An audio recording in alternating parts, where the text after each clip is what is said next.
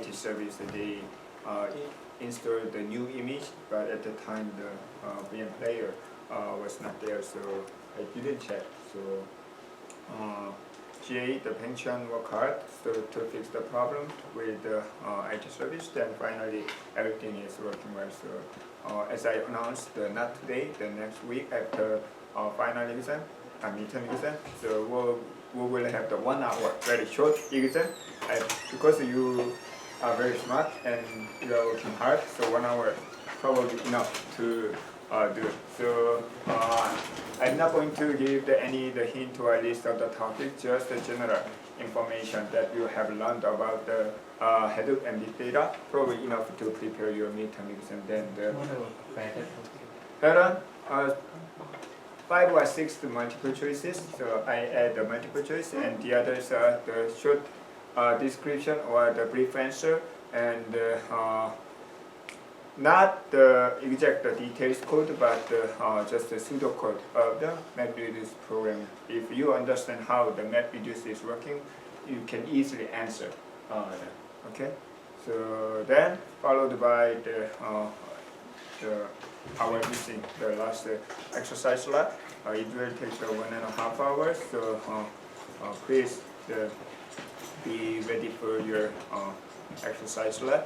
Then the week after, we will have another lab that we are going to learn about the Sqoop and Flow. Also, October 29, we are going to have the colloquium series. So even though you are already complete engineering 400, I strongly suggest to you guys to attend this colloquium series. So we are going to invite Professor Jong-Woo from the, I think I already forward the couple of emails that his student complete and present or did the homework the project about the Spark. He is a professor, one of the first professor who worked with the Cloudera and to establish the educational program that we are currently using. And also he is the co-founder of the company that utilized the Spark, the software, to process the big data. So he is visiting from the LA, so it will be good opportunity to learn about the Spark in the big data system. So I'm not going to add the Spark this semester. Pretty much the next time when I offer the big data system, a lot of contents will be changed, including administrator part. I'm not going to have the exercise left for the administrator part. Instead, I'd like to put more the Hadoop ecosystem, such as Spark and other things. So, but the Spark is one of the highlighted ecosystem nowadays. So why don't you try to attend, which will be the just like the other engineering 400. So it is the Thursday, always 4:30. I don't think we have a class Thursday 4:30. Is there any class in engineering? I don't think so. We usually make the open that time for students to attend it, but not 107. It is the theater in ABC building, because right now I have to believe it or not 350 students in one class. So then 107 is not enough. So why don't you? I will send the email and remind later. Okay. Today we are going to talk about the Sqoop and Flow. So far we have learned about the core components of the Hadoop system. That is what. First one is HDFS, file system. We need a distributed file system. Okay. So idea of the Hadoop is anyway just like the other distributed system to process the big data, huge amount of data. So one centralized motion definitely cannot process such a huge amount of data. So we need a cluster system, which means it's a distributed system. To support such a distributed system, we need a file system. New file system is a Hadoop distributed file system. So it's running on top of the existing file systems such as the ext3, ext3.5, or the Windows file system, NTFS, or the Unix file system, any file system. On top of that, we have the distributed file system. That is the first component. Another core component is MapReduce programming, the framework. Okay, so all of these are based on what? The Java. It's built on the Java. So each node, each machine has a Java virtual machine. The application, the MapReduce application, are running on top of the Java virtual machine. These two, MapReduce and the HDFS, are the core component of the Hadoop system. However, sometimes it's not easy, or they're sometimes complicated to set up. You may realize some of the team probably failed to configure the Hadoop system, Hadoop cluster the next week. So it's okay. So probably you never configure such a, even though you are the administrator for the Hadoop, so probably you will not use the XML5 directly. You can tune or you can configure, customize, but you are not going to set up the entirely. But it will be good experience for you guys, even though if you fail the next week. But anyway, nowadays it's true. It's not easy or it's not straightforward. It's not like the standalone operating system. Also, application is the same. MapReduce programming, even though we learned the very basic level of the MapReduce programming, so it's just a word called hello, word level of the programming. However, while you are doing the project, the phase 4, you will learn a lot of such a MapReduce. Even though we learned about the different types of the different model of the MapReduce programming, still it's a little bit complicated and hard. So it is true in the real life system, real life project. So most of the developer or the engineer, they have been using relational database model or the Java programming traditional software. So they are not very familiar with the MapReduce programming. Because of that, I'm going to fire those people and hire the new employees. Even that's not easy to find someone who knows that. So to address that problem, there are a lot of the software that are running, that are developed based on Hadoop, the HDFS, Hadoop, the MapReduce programming. Okay, there are different purpose and the objectives. So we will see there are a lot that we cannot cover in this class, in this semester. Instead, we will see the typical, very well known, the Hadoop component, Hadoop software, which is called Hadoop ecosystem. It's kind of any software, any component, any the system, if they are based on the Hadoop, so we call this a Hadoop ecosystem. You don't have to use all this Hadoop ecosystem or the Hadoop component. Instead, depending on your purpose of your project or your company, your system, you can select some of them as a part of your system. So we will see the example of such a example of the Hadoop ecosystem. We have seen at the beginning of class very briefly. We will see more details. The first thing is the Sqoops and from. It looks like the scoop means scooping, right? With your spoon, or one scoop or two scoop, quite similar. This kind of metaphor, I believe. Okay, so you can scoop the data, okay, from the source of the data source. That is a scoop. Also, Sqoop, SQ means it's a kind of a SQL, right? So, which means that we can get the data from relational database model. How to get the data, or how to transfer the data from the relational. Why? Because still, if you join the project or the company, you may realize still the relational database model is the most popular the database source.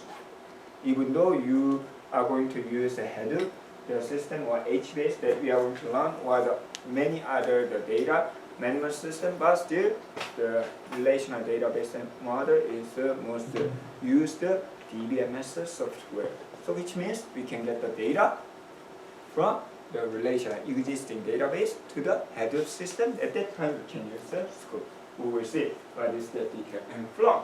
Is there anyone who knows what is a from? from, why don't you travel? I know you are working hard, study hard, you don't have enough time to enjoy the life, but during the weekend, if you can drive, why don't you go upstate? The Vermont or the, what else? You have the New Hampshire. If you go there, you can find some of the sightseeing. It's usually deep mountain, so you can see sometimes from. I will show you the example of that. Let's see.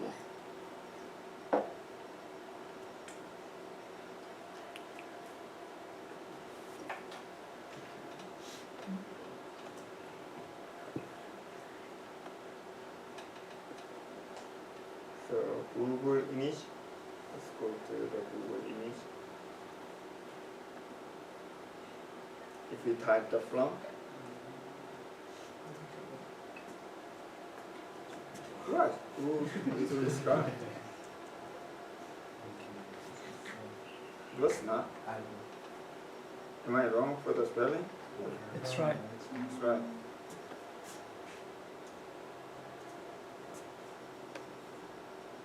This one. You know, so I enjoyed this. Actually, this is my the first experience to hear about the flow. So when I go to the amusement park in my hometowns, there are a lot of roller coaster and everything. This is one of them. So actually, this is kind of the water, the slide. Okay, you can ride, and so there's a water. So there's like the roller coaster. There's a rail, and I can ride up and down. So it's called the plum ride. Plum ride.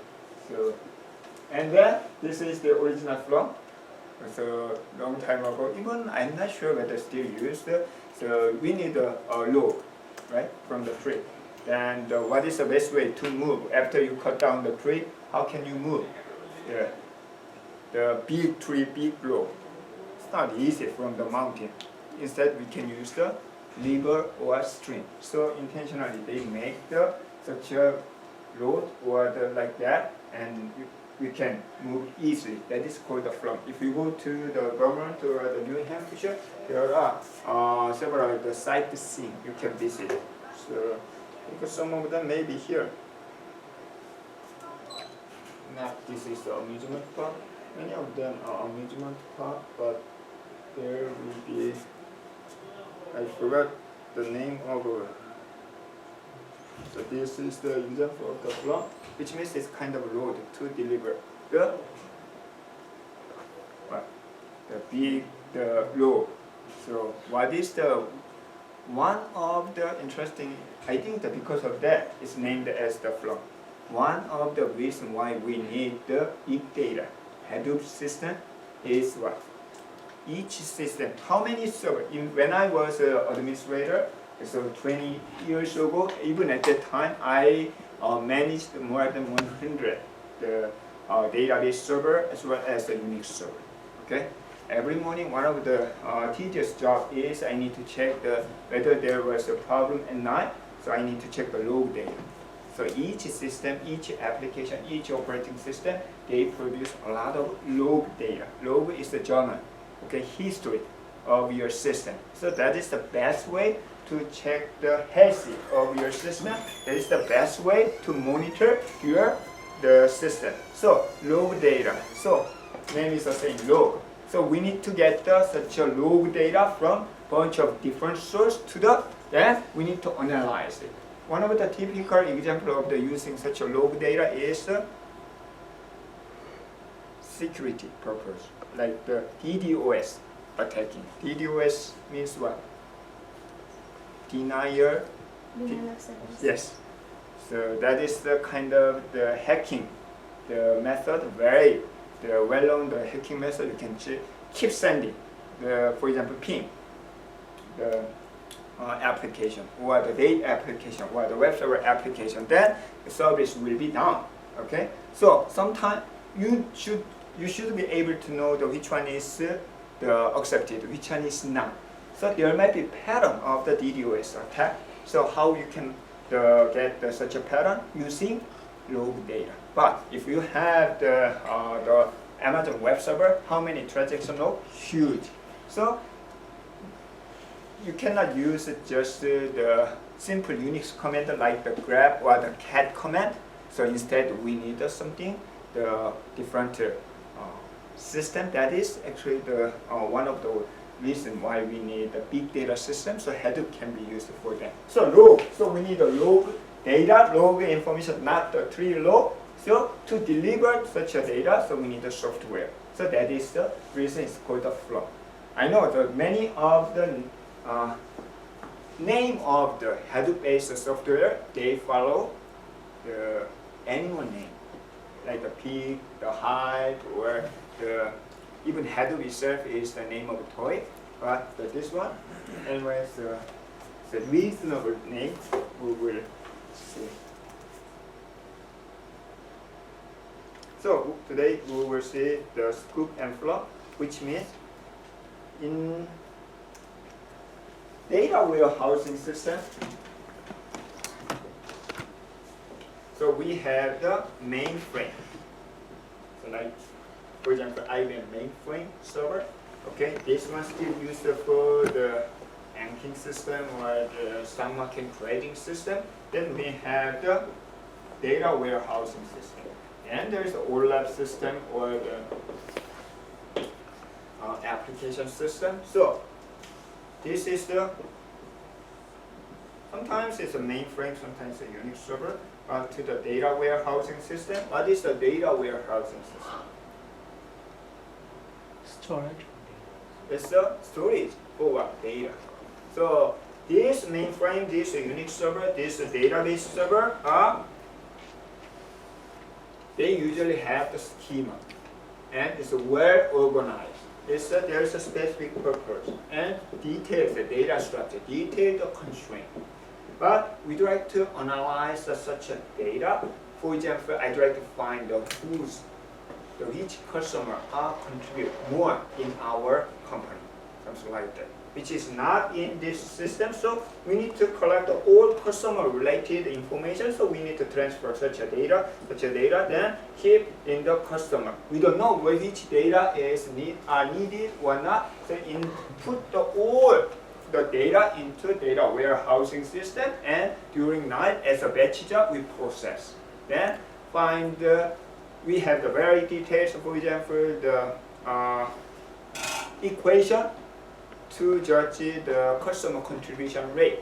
It takes so we have the 10 millions of transactions a day and 1 million of the customers. So group by it takes a long time. So data warehousing is for such a transaction, a lot of transactions. So one of the problem is how to transfer such a data. We cannot transfer all the data from this mainframe Unix and database server to the data warehousing system.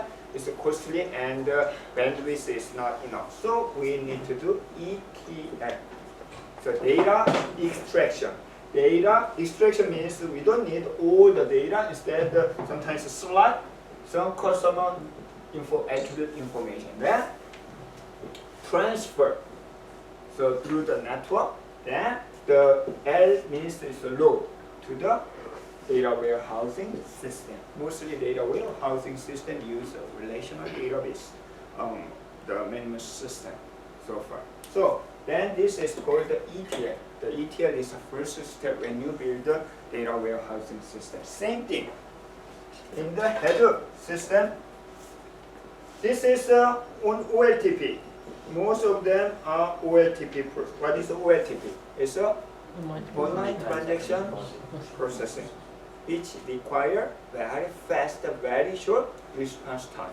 Do you think the Hadoop is good enough for the OLTP? No. Definitely not. OLTP require a lot of the read and write. It need update a lot and very fast response time, which is not for Hadoop system. Hadoop is mostly it's a batch job, huge processing, deal with a huge amount of job. Also, it's read only and sequential reading. So Hadoop is not good for this. Still, we need the relational model and such a mainframe and the open source, the current the system for the front end. Okay. Then as a back end, we need the Hadoop system, the data warehousing system. Most of the data ware DW system still use the relational model, which means we need a very detailed, organized schema definition. We need to design. That is one of the difficulty when you design the data warehousing system. It should be simple, but it should have all the information that we need. Okay. Then it can be used for OLAP or the business intelligence, something like that. That the salesman, they direct, or the analyst, they direct access the process data for business purpose. But the Hadoop is not preferred, so we direct. However, the data warehouse is getting bigger and bigger, and also it cannot be processed a day. So we need a big data system, so we can replace this one by the Hadoop system. Then we need to change such an ETL, extraction transfer rule. So Sqoop and Flum. Sqoop and Flum will be used for such a data transfer from the source of the data to the Hadoop system. At that time, Sqoop is used for relational model. It's a SQL. The only difference is the SQL. And the Flum is any other data source, but mostly log data, system log, or the application log, any log data. It's mostly the log data has what? Timestamp and contents. They are not schema. They are not the well organized, but they are organized. Why? For example, in your system, you make the log how? Print F, the %D, and this is the timestamp, and or the sequence number, and contents, error message. Okay, there might be something, the format of the log data. Okay, and also it's separated by the comma or the new line character that leads to the MapReduce program later, right? So this log data can be transferred using Flum. How many? Sometimes many data sources, like the thousands of them, but into the one. Also, we need real time as fast as possible. For example, what? DDoS. Okay? So if it takes a day to detect the DDoS attack, nobody uses. So it should be real time, almost real time processing. To do that, we need to transfer the data quickly. That time we can use the Flum. Also, it should be reliable. If the connection is down, you cannot get the data. So reliable connection, that is one of the purpose of the Flum. So mostly Sqoop is for relational database management system source, data source, and the Flum is for the general log data. Okay. Then, if you are asked to implement the Sqoop, how can you implement the Sqoop? Is it difficult? Sqoop is from relational database, the management system in RDB to the Hadoop. Hadoop is the what? As I think the last part of the last class, so even from the MapReduce programming, we can directly access HDFS file system, right? Read and write the data. So we can do that part using MapReduce. Also, what about the reading part? This program, this Hadoop is mostly based on Java. How can you connect a relational database using Java? JDBC. This is nothing but JDBC program. So you can provide the name of a user, name of a password, and the password information, and database source, and table name. That's it. The other, I think that even you can implement the by yourself. So read the data, and using the API, Hadoop API, you can write the data to the Hadoop file. That is the Sqoop. Okay? And Flum is to support the reliable and the scalable and the real-time processing. We can use the agent-based agent system, which is the daemon kind of a service program running on the sometimes here and in the middle. So we will see the Sqoop and Flum today.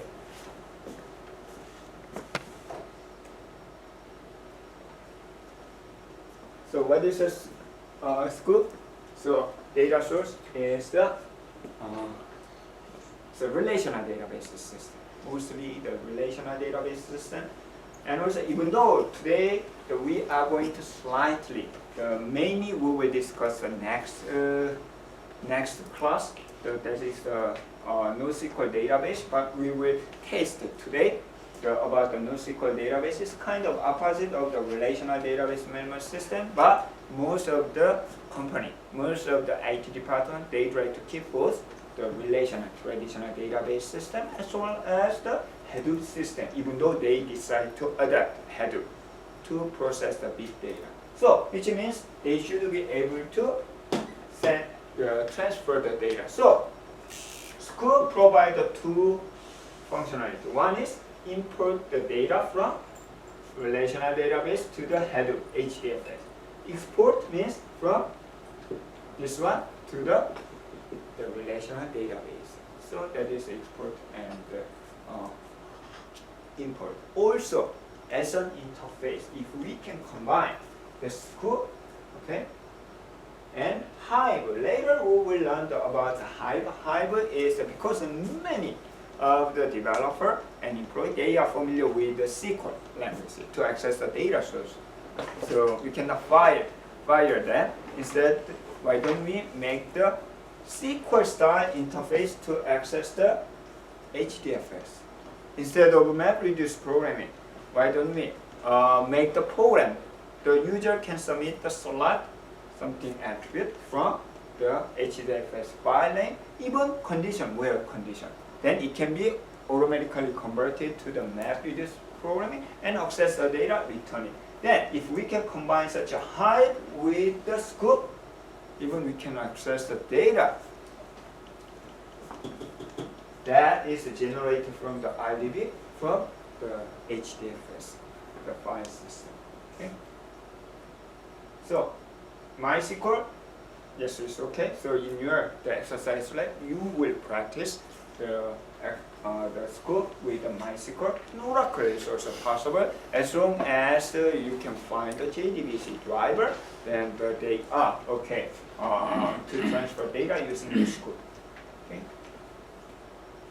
So in the project A, during the page 4, the 2 of, okay. So at least the minimum 4 query per team.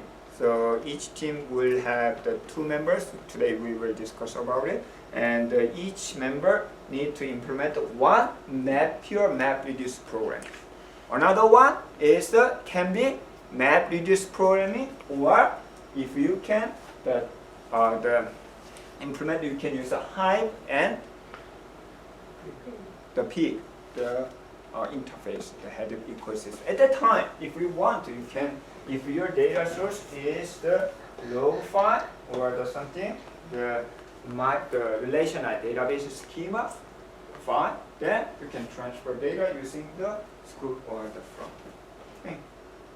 So it can be integrated with the Hive. So it looks like the SQL relational. However, that doesn't mean, even though we can use a Hive with a Sqoop, that doesn't mean it's a relational database. Somebody confused. They are confused when they use a Hive. Hive interface is almost the same as the SQL 2 standard. It's a SQL 2 standard, but that doesn't mean we have the relational database internally. It is still HDFS file. Okay. And also this is a JDBC, Java Database Connectivity. So, which means as long as the data source provide the JDBC, the driver, you can use the Sqoop.